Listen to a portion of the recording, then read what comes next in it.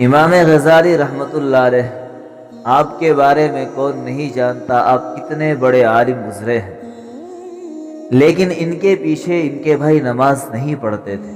اس کی کیا وجہ تھی؟ چلیے دیکھتے ہیں۔ محمد غزالی رحمۃ اللہ علیہ اور احمد غزالی رحمۃ اللہ علیہ یہ دو بھائی تھے۔ یہ اپنے لڑکپن کے زمانے میں یتیم ہو گئے تھے، یعنی باپ کا سایہ سر سے اٹھ گیا تھا۔ ان دونوں کی تربیت ان کی والدہ نے بڑے پیار سے کی، بڑی شفقت اور محبت سے کی۔ ان کے بارے میں ایک عجیب بات لکھی ہے کہ ماں ان کی اتنی اچھی تربیت کرنے والی تھی کہ وہ ان کو نیکی پر لائی، حتیٰ کہ عالم بن گئے۔ مگر دونوں بھائیوں کی طبیعتوں میں بڑا فرق تھا۔ امام غزالی رحمۃ اللہ علیہ اپنے وقت کے بڑے واعظ اور خطیب تھے اور مسجد میں نماز پڑھایا کرتے تھے۔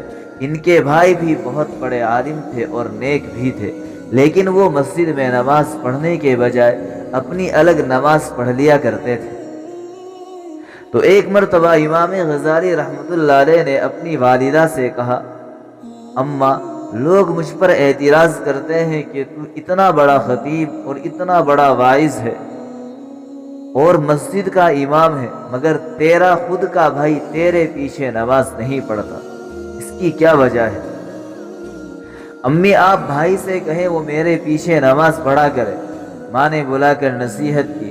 چنانچہ اگلی نماز کا وقت آیا، امام غزالی رحمۃ اللہ علیہ نماز پڑھانے لگے اور ان کے بھائی نے بھی پیچھے نیت باندھ لی۔ لیکن عجیب بات یہ ہے کہ جب ایک رکعت پڑھنے کے بعد دوسری رکعت شروع ہوئی تو ان کے بھائی نے نماز توڑ دی اور نماز کی جماعت سے باہر نکل گئے۔ اب جب امام غزالی رحمۃ اللہ علیہ نے نماز مکمل کی تو ان کو بڑی تکلیف ہوئی، وہ بہت زیادہ پریشان ہوئے، لہٰذا مغموم دل کے ساتھ گھر واپس لوٹے۔ ماں نے پوچھا، بیٹا بڑے پریشان نظر آ رہے ہو؟ کہنے لگے، امی، بھائی مسجد نہ جاتا تو ہی زیادہ بہتر تھا۔ یہ کیا؟ ایک رکعت پڑھنے کے بعد دوسری رکعت میں واپس آ گیا اور اس نے آ کر الگ نماز پڑھی تو ماں نے اس کو بلایا اور کہا، بیٹا ایسا کیوں کیا؟ اس سے تو بہتر تھا کہ تو مسجد ہی نہ جاتا۔ چھوٹا بھائی کہنے لگا، میں ان کے پیچھے نماز پڑھنے لگا۔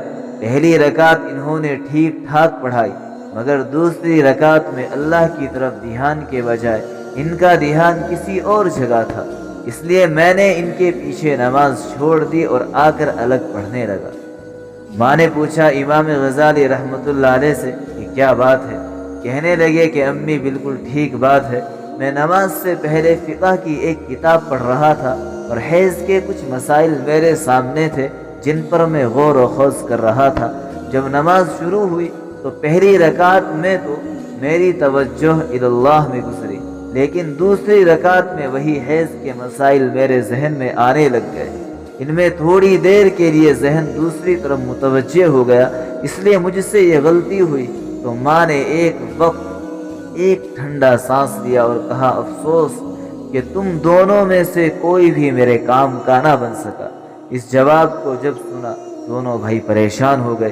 امام غزالی رحمۃ اللہ علیہ نے تو معافی مانگ لی، امی مجھ سے غلطی ہوئی، مجھے تو ایسا نہیں کرنا چاہیے تھا۔ مگر دوسرا بھائی پوچھنے لگا، امی مجھے تو کشف ہوا تھا، اس لیے کشف کی وجہ سے میں نے نماز توڑ دی، تو آپ کے کام کا کیوں نہ بنا؟ ماں نے جواب دیا کہ تم میں سے ایک تو حیض کے مسائل کو سوچ رہا تھا اور دوسرا پیچھے کھڑا اس کے دل کو دیکھ رہا تھا، تم دونوں میں سے اللہ کی طرف تو ایک بھی متوجہ نہیں تھا، لہٰذا تم دونوں میرے کام کے نہیں بنے۔ اللہ اکبر! کیسی مائیں تھی اور کیسی اپنے بچوں کی تربیت کیا کرتی تھی۔ جب مائیں ایسی ہوتی ہے اور جب بچوں کا ایسا دینی ذہن بناتی ہے تو پھر ایسے ہی وقت کے بڑے عالم بن کر بچے تیار ہوتے ہیں۔ اللہ اکبر! کیا شان تھی ان بچوں کی! ماں نے ایسی زبردست تربیت کی، وہ بھی یتیمی کی حالت میں، بچوں کے سر پر باپ کا سایہ تک نہیں۔ کن حالات سے وہ ماں گزری ہوگی، کس طریقے سے ان بچوں کی پرورش کی ہوگی، کس طریقے سے ان بچوں کا اور اپنا گزارا کیا ہوگا، لیکن اللہ سے کیسا تعلق! کہ بچوں سے یہ کہہ رہی ہے کہ اگر تیرا نماز کے اندر دھیان نہیں تھا تو پھر تو میرے کام کا نہیں بنا ہے، جبکہ کوئی اتنا بڑا مسئلہ بھی نہیں تھا۔ ایک بچہ یہ سوچ رہا ہے کہ یہ نماز کے اندر مسائل سوچ رہے ہیں، دوسرا اس وجہ سے نماز چھوڑ رہا ہے کہ میں ایسے شخص کے پیچھے نماز نہیں پڑھ سکتا جو اللہ کی طرف دھیان لگانے کے بجائے دوسری چیزوں میں مشغول ہو۔ اگر آج کل کی مائیں بھی اپنے بچوں کی اسی طریقے سے تربیت کرے، انہیں دین کی باتیں سمجھائے، انہیں دین کی راہ پر لائے، انہیں دین کی موٹی موٹی باتیں سکھائے، انہیں آج کے ان فتنوں سے، موبائلوں سے اور گیم جو اس وقت چل رہے ہیں، جو ہماری نسل کے لیے سب سے بڑا خطرہ ہے، ان کو ان سے بچا کر رکھے، کیسے نہیں یہ بچے آگے چل کر ماں کے اور باپ کے وفادار بنیں گے۔ یہ ماں کے بھی وفادار بنیں گے، باپ کے بھی وفادار بنیں گے، اللہ کے بھی وفادار بنیں گے، اس کے رسول کے بھی وفادار بنیں گے، دنیا میں بھی کامیاب ہوں گے اور آخرت میں بھی کامیاب ہوں گے۔ اور صرف یہی یہ کامیابی نہیں، اس کا فائدہ ماں باپ صرف دنیا میں نہیں آخرت میں بھی اٹھائیں گے۔ اس لیے ہماری ان تمام بہنوں سے، ماؤں سے درخواست ہے، اپنے بچوں کی صحیح تربیت کرے، ان کو نماز پڑھنے کے لیے کہا کرے۔ ماں باپ کا سب سے بڑا پیار یہ ہوتا ہے، ماں باپ کی اپنے بچوں پر سب سے بڑی شفقت یہ ہوتی ہے کہ اپنے بچوں کی دنیا کے ساتھ ساتھ اس کی آخرت سنوارنے کی فکر کی جائے، اس کو جہنم کے عذاب سے بچانے کی فکر کی جائے، اس کو قبر کے اندھیروں سے بچانے کی فکر کی جائے، اس کی زندگی میں دین لانے کی فکر کی جائے، اس کی نمازوں کی فکر کی جائے۔ مگر المیہ اور مسئلہ یہ ہے کہ آج کل ہماری بہت ساری بہنیں ہی نماز پڑھنے کے لیے تیار نہیں، پھر بچوں پر اس کے کیسے اثرات پڑ سکتے ہیں؟ جب گھروں کے اندر خواتین نماز پڑھیں گی تو بچے اور بچیاں اپنے ماں باپ کو دیکھ کر وہ بھی 5 وقتہ نماز پڑھنے کی کوشش کریں گے۔ لہٰذا اپنے بچوں پر رحم کھائیے۔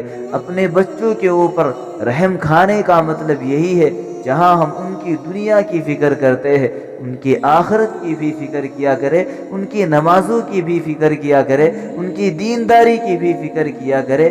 یاد رکھے، جب بچوں کی زندگی میں دین آئے گا، انشاءاللہ یہ بچے آگے چل کر آپ کی آنکھوں کی ٹھنڈک بنیں گے۔